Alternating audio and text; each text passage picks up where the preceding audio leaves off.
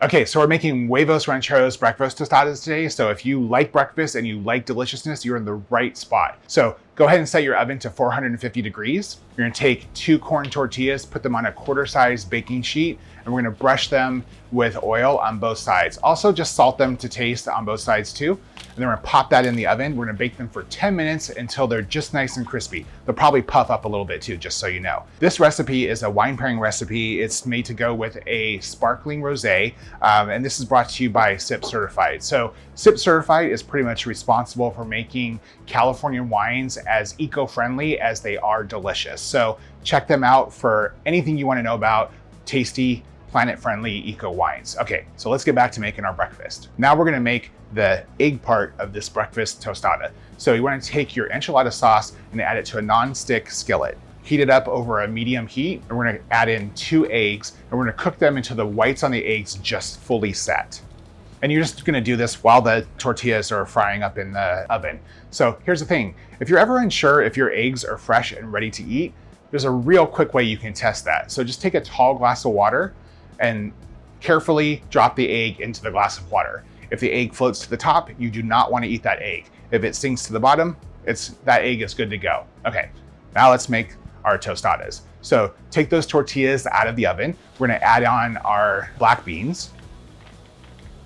Take the fried eggs in the enchilada sauce, put an egg on each tostada, and then just divide the remaining enchilada sauce between the 2 shells. We're gonna take our sliced avocado, add that on top of the eggs with a little bit of shredded lettuce and one of my favorites, that cotija cheese, like so delicious, just crumble that up on top too. And then drizzle it with some sour cream and top it off with some chopped cilantro. So here's a little tip on ripening avocados. So it's like if you buy a ripe one from the store, it seems like by the time you drive home, it's already spoiled. If you buy an unripe one, you're just sitting there waiting for it to ripen. So here's a trick. If you buy an unripe avocado, take that avocado, put it in a paper bag with an apple or a banana and just roll it up and let it sit in there for a day. By doing that, that avocado will be perfectly ripe and ready to eat the next day. So there you go. That's how you can ripen an avocado quickly. So as I mentioned, this recipe is a wine pairing recipe for a sparkling rosé. And sparkling rosés are just wonderful in the sense that they're very versatile. They go with fried things, they go with fatty things, they go with spicy things, which makes them the perfect thing for this, Huevos Rancheros breakfast tostada. But do you want to know why? Stay tuned and I'll tell you.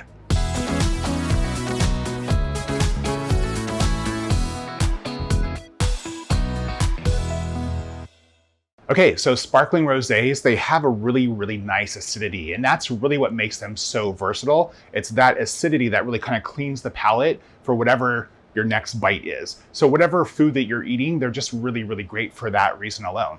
Are you a rosé fan? If so, hey, let me know. Okay, so our tostada is done, just needs a little bit of salt and pepper, but I have one last little piece of information I want to share with you. So champagnes or bubblies in general can be a little confusing because typically when we think about sweetness and wine, dry wines are considered to be less sweet than, non-dry wines. But in the world of champagne, that nomenclature is a little bit different. So Brut tends to be on the dry side, where drier champagnes tend to be a little bit sweeter than those Brut ones. So I know it's a little tricky, but I have a full description in this video. So check out my video on the 7 types of champagne sweetness and you'll learn all about it.